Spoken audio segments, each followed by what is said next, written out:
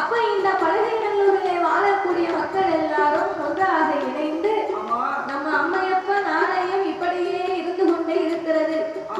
சிறியதாக இருக்கக்கூடிய இந்த அம்மையப்பன் ஆலயத்தை தானாக உருவாகிய சிவனையும் சக்தியையும் ஒரு ஆலயமாகவே எழுப்பி நம்மை அதனை ஊரிலே வைத்து நன்றாக வணங்க வேண்டும் என்று இந்த அம்மையப்பன் ஆலயத்திலே அதற்கு தகுந்தபடியாக முறைப்படியாக நாள் பார்த்து தினம் குறித்து நல்ல நாளை எல்லாம் எதிர்பார்த்து ஆலயத்திலே என்னென்ன சிலை வைக்கணுமோ கன்னி மூலையிலே விநாயகர் பெருமாள், வாயு மூலையிலே வடிவேலன் வள்ளி தெய்வானை, இருவேர்களுக்கு மத்தியிலே அம்மையப்பனுடைய திருவாலயம்.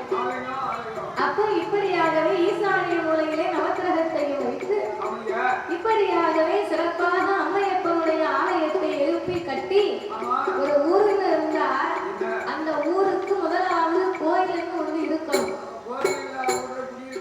அதான் கோவில் இல்லாத ஊரிலே குடியிருக்க கூடாதுன்னு சொல்லுவாங்க. கோயில் எங்க இருக்காது? கோயில் ஒரு ஊர்ல கோயில் இல்லைன்னு அதுக்கு அர்த்தம் அதுதான்.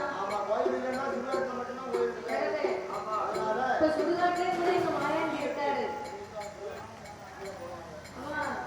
அதனால அங்கேயும் மாயாண்டி இருக்காரு, இப்போ இருக்காரு.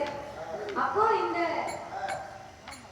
இந்த பழுகை நல்லூர் இடத்திலே அம்மையப்பனுடைய ஆலயத்தை கட்டி எழுப்பி அதற்கு அழகாக 48 நாள் ஒரு மண்டலங்களாகவே கும்பாபிஷேகம் செய்து கோவில் கொடை விழா திருவிழாவாகவே வைத்திருக்க வேண்டும் என்று அந்த பழுகை நல்லூர் வாழும் மக்கள் எல்லோரும் ஒன்றாக கூடி ஆலயத்தை கட்டி எழுப்பினார்கள்.